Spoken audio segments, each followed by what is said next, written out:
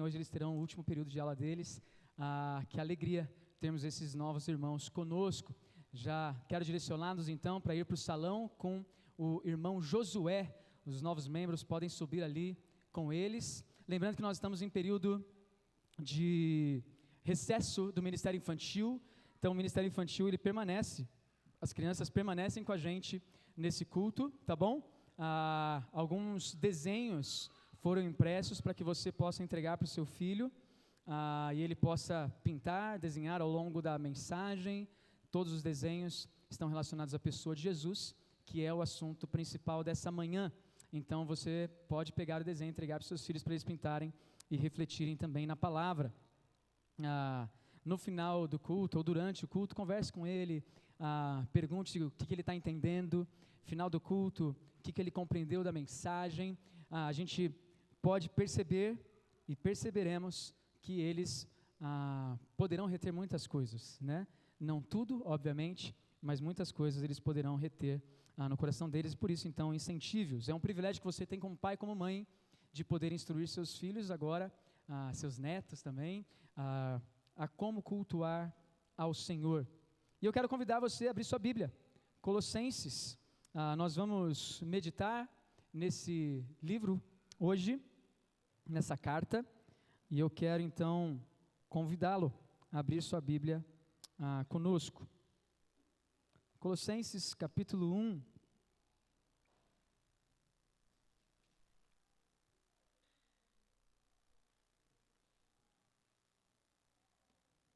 Mexe aí as páginas da tua Bíblia, Colossenses capítulo 1.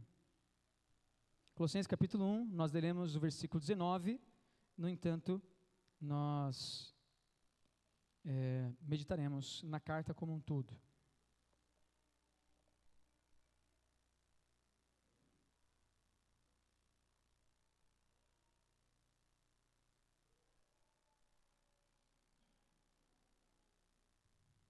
Encontrou? Muito bem, amém.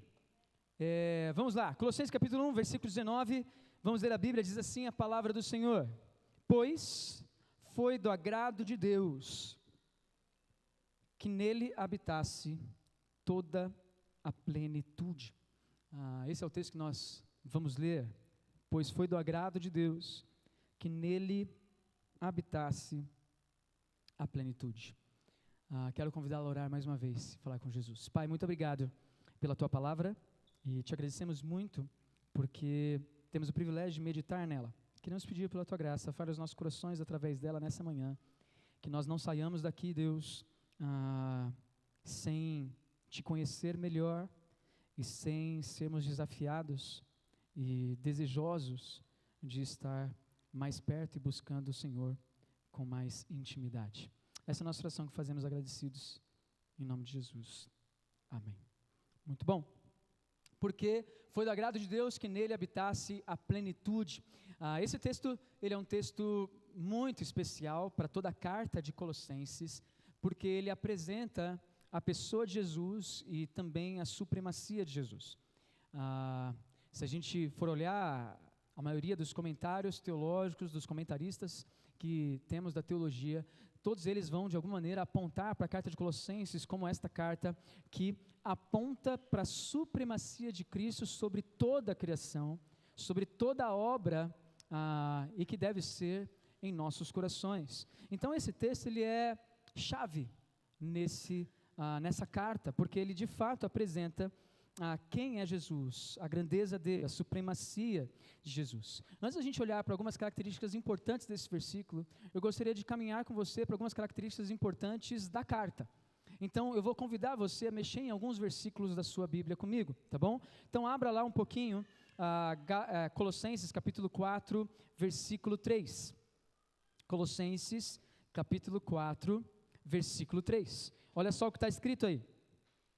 Ao mesmo tempo, orem também por nós, para que Deus abra uma porta para a nossa mensagem, a fim de que possamos proclamar o mistério de Cristo, pelo qual estou preso. Versículo 10, do capítulo 4 também. Aristarco, meu companheiro de prisão, envia-lhes saudações, bem como Marcos, primo de Barnabé. E versículo 18, eu, Paulo, escrevo esta saudação de próprio punho. Lembrem-se de minhas algemas. A graça seja com vocês. O que a gente tem de importante nesses versículos que a gente leu agora? A informação clara de que Paulo, quando escreve essa carta, ele está preso. Paulo, ele está escrevendo essa carta preso. E ele está escrevendo uma carta que fala sobre a supremacia, a grandeza de Jesus. Agora imagina só, quantas e quantas vezes nós não passamos por dificuldades em nossas vidas. E nós temos dificuldade de reconhecer a grandeza de Deus, a bondade de Deus, o cuidado de Deus e a presença de Deus. Por muitas vezes, isso é simples de parar para a gente refletir. Por muitas vezes, quando nós estamos enfrentando alguma batalha difícil, nós damos lugar muito mais à murmuração, nós damos lugar muito mais aos nossos esforços, às nossas estratégias, às nossas maneiras de solucionar problemas, do que de fato reconhecer a graça, o cuidado e a grandeza de Deus.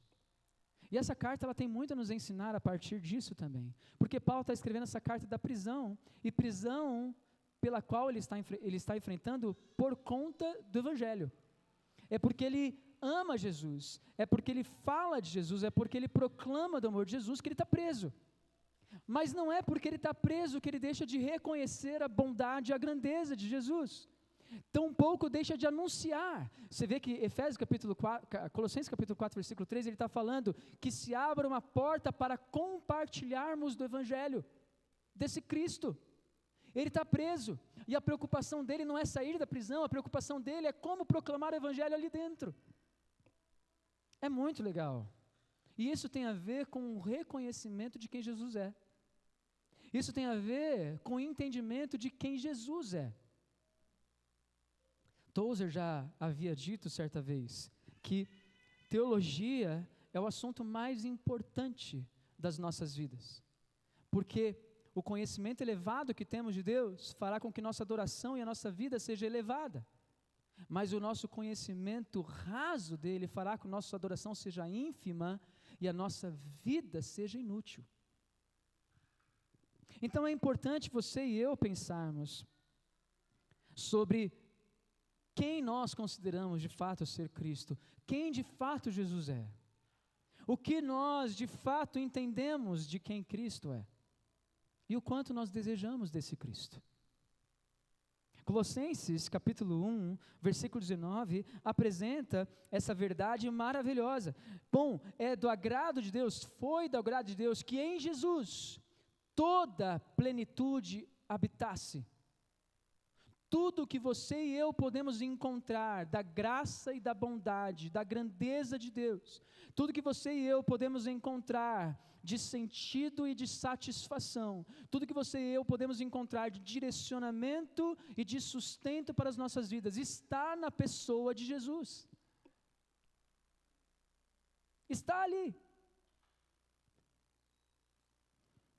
Se falassem para você hoje, meu irmão, tem R$1 milhão escondidos no quintal da sua casa, o que você ia fazer?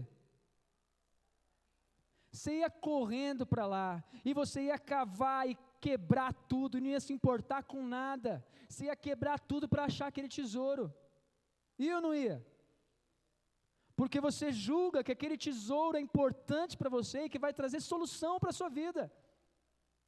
Esquece esse negócio de ficar preocupado com planilha, meu irmão. Agora eu vou pagar tudo que eu preciso e vou viver tranquilo. Eu vou lutar, eu vou conseguir quebrar o quintal inteiro, que seja sozinho, sem dormir. Mas quando o texto bíblico fala em Jesus, habita toda a plenitude, tudo o que necessitamos, toda a glória, toda a bondade, todo o amor, tudo que nos pode satisfazer por toda a eternidade, nós falamos assim, bom, eu vou ler a Bíblia ao longo dessa semana, eu vou pegar uns 2 dias para ler. Não faz sentido. Não faz sentido. E por que não faz sentido? Porque se você reconhece quem Jesus é de fato, você não vai deixar de buscá-lo. Se você entender de fato quem é esse tesouro e onde está o nosso tesouro,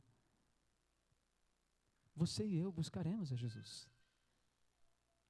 E quanto mais conhecermos esse Cristo, quanto mais buscarmos esse Jesus, tanto mais reconheceremos, mesmo em momentos difíceis, a sua bondade e a sua graça, ainda que seja preso. Ainda que seja preso. Outra coisa interessante dessa carta, Colossenses capítulo 1, versículo 4, olha só comigo, diz assim: pois temos ouvido falar da fé que vocês têm em Cristo Jesus e do amor que têm por todos os santos. Capítulo 2, versículo 1. Quero que saibam que estou lutando por vocês, pelos que estão em Laodiceia e por todos que ainda não me conhecem pessoalmente. Essa é uma carta que Paulo está escrevendo para possivelmente uma igreja que ele ainda não conheceu pessoalmente. Uma carta que possivelmente está sendo direcionada para uma igreja que foi iniciada por Epáfras, discípulo e também instruído por próprio Paulo. É uma carta escrita para a igreja que Paulo ainda não conhecia pessoalmente. Capítulo 1, versículo 7, nos apresenta isso aqui também. Vocês o aprenderam, o evangelho, a verdade, vocês o aprenderam de Epáfras, nosso amado cooperador, fiel ministro, de Cristo para conosco, que também nos falou do amor que vocês têm no Espírito. E Colossenses capítulo 4, versículo 12, olha só o que está escrito aí, diz assim: Epáfras, que é um de vocês e servo de Cristo Jesus, envia saudações.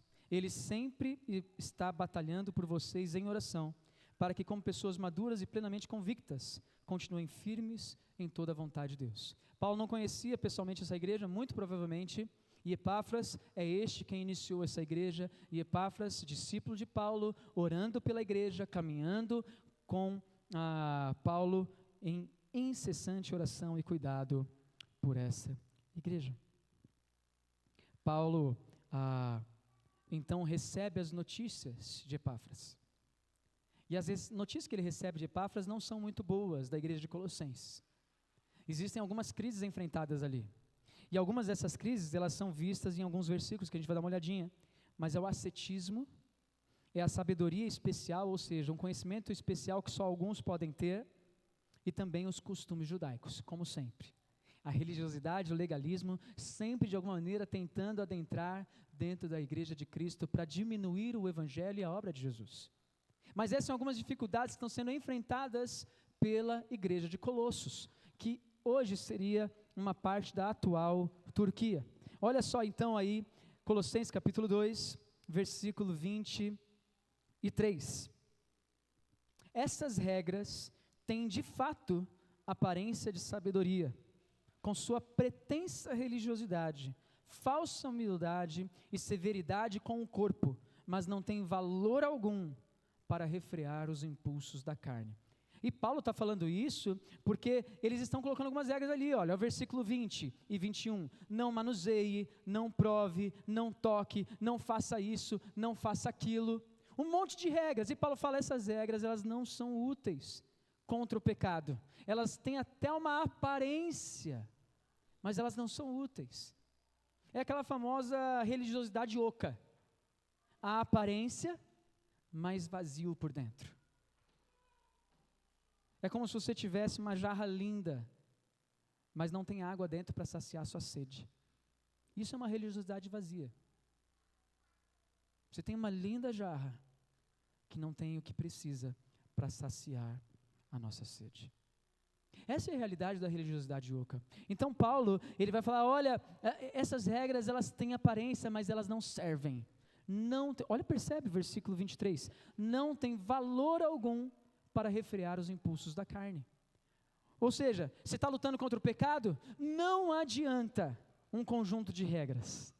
Não é suficiente. Não é suficiente. Algumas coisas podem ser até úteis, te ajudam a criar certas barreiras, mas são insuficientes. Em alguma medida, em algum momento você vai conseguir pular essa barreira. Em algum momento você vai colocar um banquinho e vai subir. Ontem lá em casa tinha algumas crianças. E a gente tem, a Karen ela faz lanches, né, para uma ONG de um shopping. E aí a gente guarda os bolinhos todos num armário ali em cima. E essas crianças estavam brincando, a gente estava conversando, as crianças estavam brincando. Eu pensei que estava num lugar seguro, está no alto, né? As crianças de 4 anos não vão conseguir subir ali. Mas o que elas fizeram? Pegaram o banquinho, subiram no banquinho, subiram na pia, abriram o armário, pegaram a caixa, colocaram para baixo, desceram e começaram a comer os bolinhos. Ora, a mesma coisa é com os nossos pecados, meus irmãos. A gente, se só colocar regras para nos impedir de pecar, em algum momento nós conseguiremos passar por cima dessas cercas. Elas são insuficientes. E Paulo, então, está escrevendo essa carta para a igreja de Colossos justamente para falar assim, meus irmãos, estejam atentos a esses ensinos, porque eles são insuficientes. Vocês foram ensinados por Epáfras. Ele batalha e eu com Epáfras estou batalhando em oração por vocês. Mas estejam atentos a essa realidade. Bom, primeira ideia, o ascetismo. Essa ideia de que, olha, seu corpo é mau, então faz ele sofrer para você não cair em pecado. Não funciona. Não é simplesmente que há regras que me impedem de fazer isso. Meu corpo é mau. E se ele é mau, ele terá a sabedoria suficiente para achar um jeito de voltar a pecar. Também a sabedoria especial. Olha aí para capítulo 2, versículo 4. Eu lhes digo isso para que ninguém os engane com argumentos que só parecem convincentes. E ele fala isso logo depois do versículo 3, que vai dizer que em Jesus está escondido todos os tesouros da sabedoria e do conhecimento. Então o que eles vão falar? Eles vão trazer argumentos convincentes, falando de uma sabedoria ou de um conhecimento especial que eles precisam adquirir, mas espera aí, o tesouro, o conhecimento, a sabedoria está na pessoa de Jesus. É nele que está. Então você não precisa de um conhecimento além de Jesus, você precisa de Jesus. Essa é a verdade apresentada. Olhe também para capítulo 2, versículo 11. Nele também vocês foram circuncidados, não com uma circuncisão feita por mãos humanas, mas com a circuncisão feita por Cristo, que é o despojar do corpo da carne. Quando andamos com Cristo, quando temos um encontro com Cristo, Ele nos purifica, Ele nos limpa, Ele nos tira, de fato, do domínio e das garras do pecado. Não é a religiosidade, não é a aparente religiosidade ou cumprimento de regras, é Jesus Cristo. E capítulo 3, versículo 11, comparando com isso, a mesma coisa vai ser trazida para nós. Nessa nova vida, olha só que interessante esse texto. Nessa nova vida, já não há diferença entre grego e judeu, circunciso e incircunciso, bárbaro e cita, escravo e livre. Mas Cristo é tudo e está em todos. O que Paulo está falando? O que ele está dizendo? Essas coisas todas são insuficientes. Não há diferença entre povos, não há diferença entre classes sociais, não há diferença entre leigos e cultos, sábios e insensatos. Em Jesus, em Cristo, nós temos tudo. Ele é tudo e está em todos. A realidade é que só temos em Cristo o tesouro para as nossas vidas. E a carta de Colossenses foi escrita por Paulo, não só para a igreja de Colosso. Ele queria que essa carta ela passasse adiante. E a gente vê esse indício também em Colossenses capítulo 4, versículo 16. Depois que esta carta for lida entre vocês, façam que também seja lida na igreja dos Laodicenses e que vocês igualmente leiam a carta de Laodiceia. Ele queria que esse conhecimento fosse passado adiante. Ele queria que de fato esse entendimento da supremacia de Jesus fosse passada adiante. Meus irmãos, eu espero que agora você tenha entendido um pouquinho da carta de Colossenses. Eu espero que você possa ter compreendido um pouquinho o que a carta de Colossenses tem a nos ensinar. Uma vez que você entendeu um pouco dessa carta, viu o que está acontecendo, eu quero que você então volte para Colossenses capítulo 1, e a gente vai dar uma olhadinha nos versículos que cercam o versículo 19. E você vai perceber que Colossenses é uma tempestade, uma grande chuva de novidades para você, tá certo? Quero convidá-lo então a abrir sua Bíblia aí e caminhar comigo. Colossenses capítulo 1, versículos 15 em diante, diz assim a palavra do Senhor: Ele é a imagem do Deus invisível, o primogênito sobre toda a criação, pois nele foram criadas todas as coisas, nos céus e na terra, as visíveis e as invisíveis, sejam tronos ou soberanias, poderes ou autoridades, todas as coisas foram criadas por ele e para ele. Ele é antes de todas as coisas e nele tudo subsiste. Ele é a cabeça do corpo, que é a igreja. É o princípio e o primogênito dentre os mortos, para que em tudo tenha supremacia. Pois foi do agrado de Deus que nele habitasse toda a plenitude, e por meio dele reconciliasse consigo todas as coisas, tanto as que estão na terra, quanto as que estão nos céus, estabelecendo paz pelo seu sangue derramado na cruz. Bom, esse é o texto que você e eu estamos olhando aqui. E eu gostaria de pensar com você sobre quem esse texto está falando. Jesus, certo? Entendeu isso aí? Sobre quem esse texto está falando? Jesus. O que esse texto está afirmando sobre Jesus? O que esse texto está afirmando sobre Jesus? Fala em voz alta que a tempestade está impedindo. Que ele é supremo, Isa, obrigado. O que mais está falando sobre Jesus? Ele é o princípio de toda a criação, o que mais? Eu não ouvi. A imagem de Deus. Percebe? O que o texto, o que Deus está revelando por meio do apóstolo Paulo sobre quem é Jesus? Jesus é Deus. Senhor, queremos conhecer o Pai. Vocês já me conhecem. Lembra desse texto?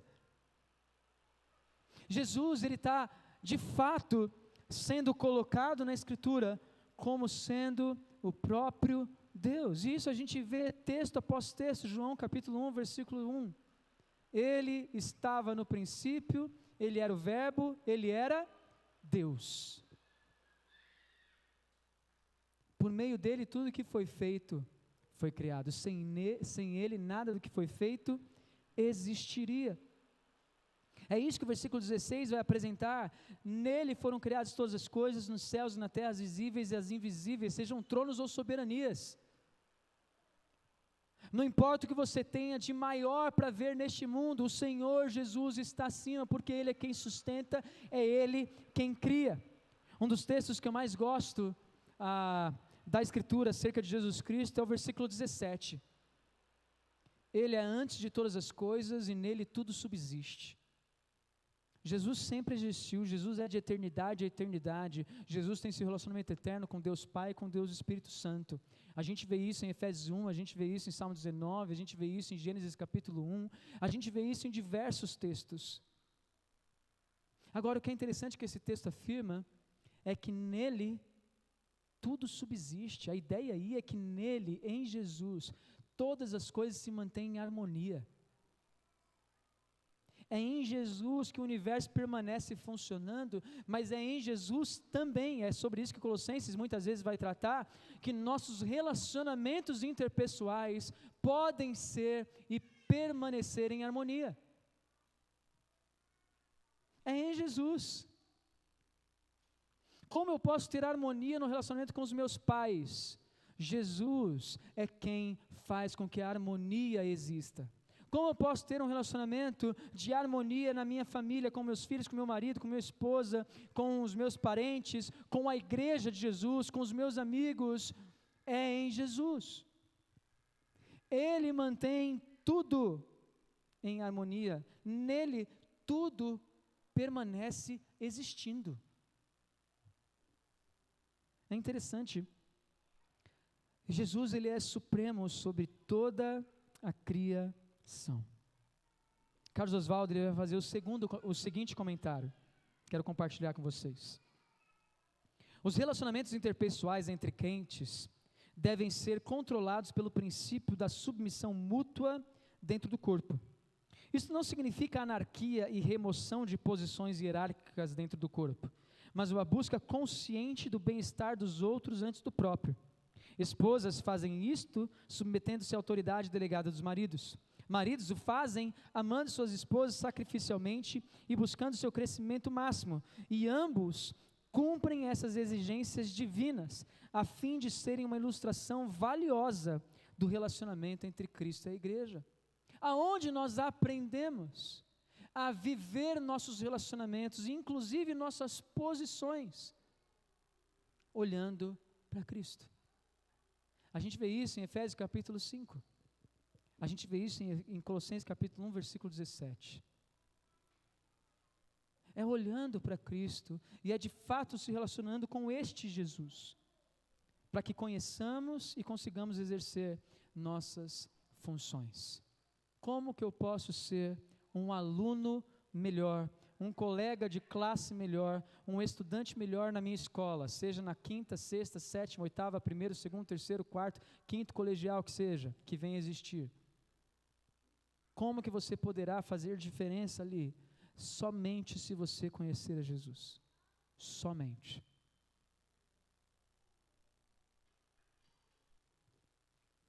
O Kivitz, dentro das muitas pérolas que ele solta o tempo todo, ele soltou uma recente. Ele está uma metralhadora de heresias, uma metralhadora de besteiras, ultimamente.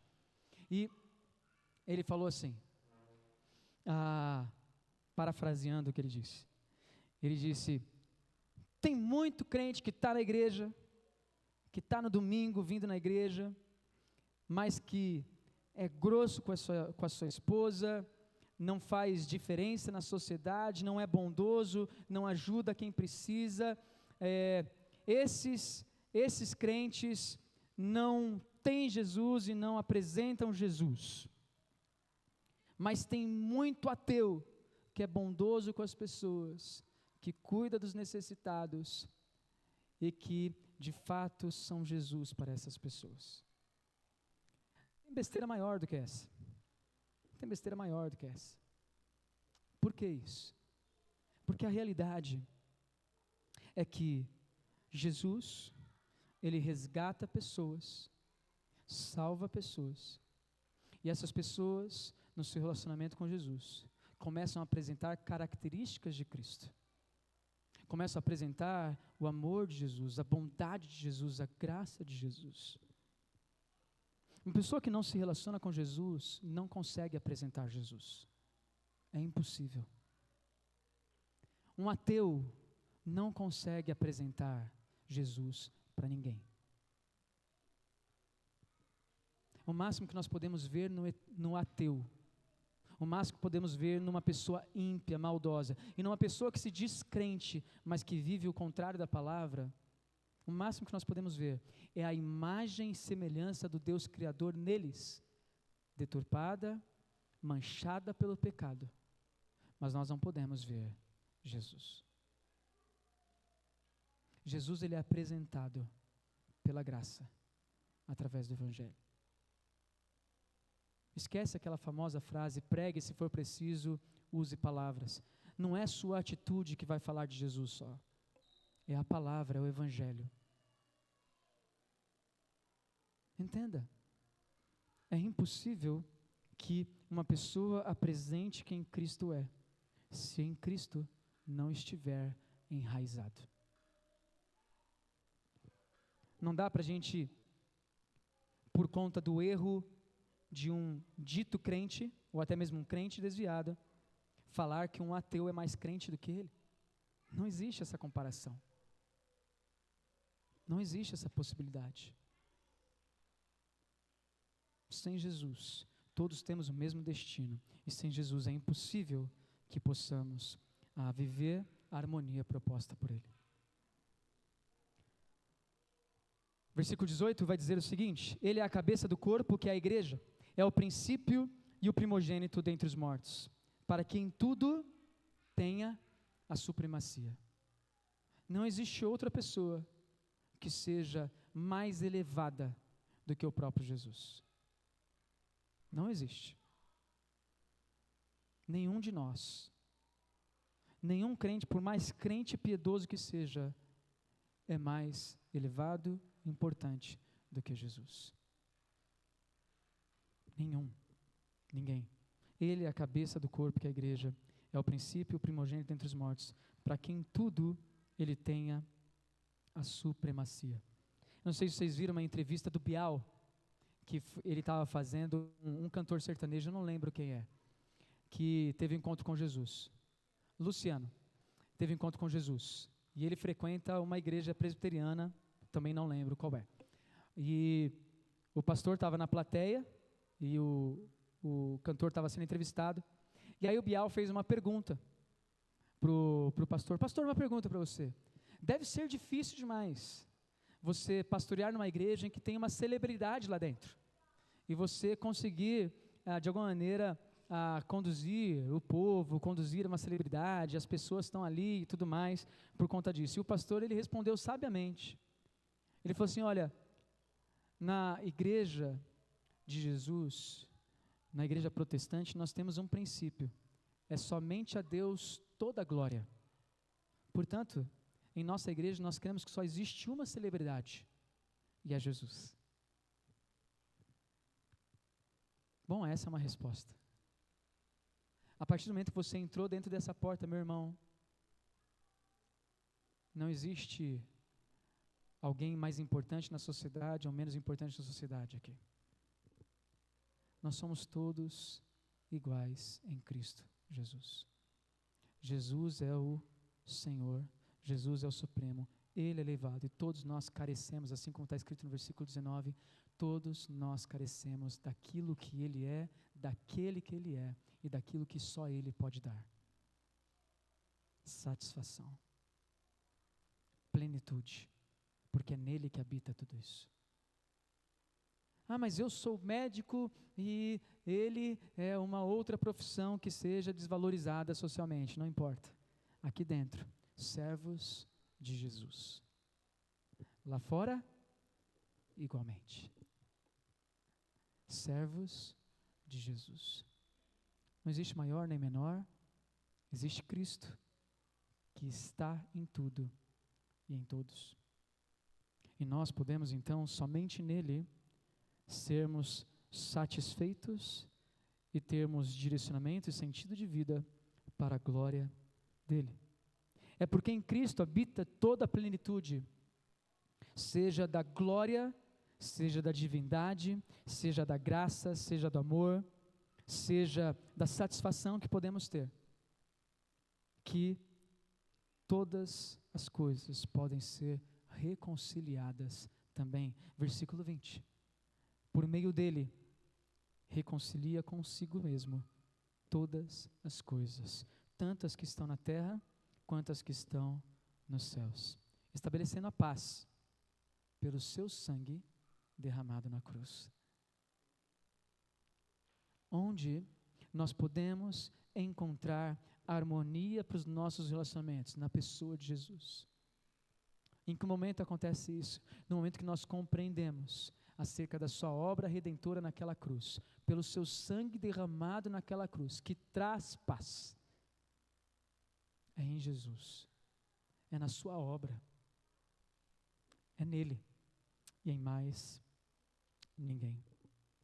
Nós só podemos de fato entender e viver para a glória de Deus, se nós conhecermos e andarmos em Jesus, somente nele. Versículo 21 é interessante, eu gostaria só de olhar para esse texto com vocês. Diz o seguinte: antes vocês estavam separados de Deus, e na mente de vocês eram inimigos por causa do mau procedimento de vocês. Essa era a nossa condição sem Jesus. Essa é a condição de qualquer pessoa sem Jesus, afastado de Deus e inimigo dele. Essa é a condição de qualquer pessoa sem Jesus. Mas Jesus, na sua graça, no seu amor, decidiu reconciliar consigo mesmo por meio do seu corpo, por meio da sua morte, tornando assim aqueles que nele creram santos, inculpáveis e livres de qualquer acusação diante de Deus. Em Jesus nós somos resgatados. Em Jesus nós somos livres. Em Jesus nós somos salvos. E é em Jesus que encontramos tudo o que precisamos para a nossa satisfação e para a reconciliação, seja dos nossos relacionamentos, seja de pessoas que estão distantes de Jesus, para voltar aos braços dele. É somente em Jesus. Qualquer outro ensinamento além desse, ou que seja para complemento desse, deve ser descartado por nós. Por isso, então, olhe para o versículo 19 e lembre-se de onde Deus se agradou em deixar toda a sua plenitude. Pois foi do agrado de Deus que em Jesus habitasse toda a plenitude. Em Jesus.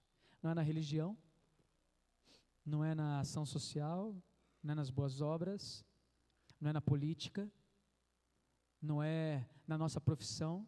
Tem gente que acha a sua satisfação e acha o seu valor de vida no trabalho que exerce. Sem trabalho eu não sou nada. Tadinho. Não é nada. Porque é em Jesus que existe a plenitude, a satisfação e tudo aquilo que nos traz sentido da nossa existência. É em Jesus.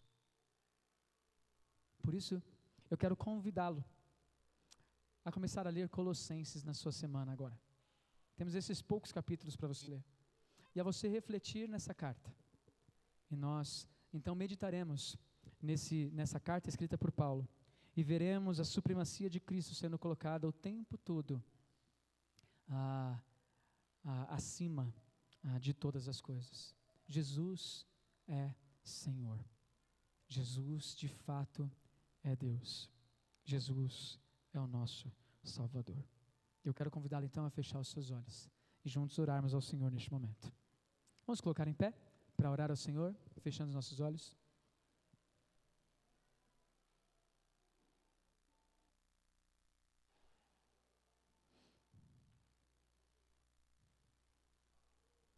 Senhor Jesus, nós nos colocamos diante de Ti, agradecidos pelo Teu grande amor, pelo Teu grande carinho. E pedimos, pela Tua graça, Deus, que o Senhor preencha nossos corações. Nós precisamos e carecemos totalmente de ouvir Tua voz, de sermos saciados por Ti, assim como o Senhor fez com a mulher samaritana, assim como o Senhor se apresentou a Nicodemos, assim como o Senhor se revelou a Paulo e a tantos outros homens e mulheres ao longo da história. Senhor, que nós possamos reconhecer que sem Ti não somos nada, o Senhor é Senhor sobre todas as coisas. Que possamos reconhecer a Tua obra e reconhecer a Tua graça em todos os momentos, porque de fato em Ti temos tudo, sem Ti não temos nada. Então, preencha-nos, Deus, nos ajude, nos dê a graça de Te conhecer mais, nos dê a graça de andar na Tua presença, nos dê a graça, Deus, de viver para Ti, para a Tua glória, para a Tua honra. Perdoa os nossos pecados, assim nós oramos agradecidos em nome de Jesus. Amém, Senhor.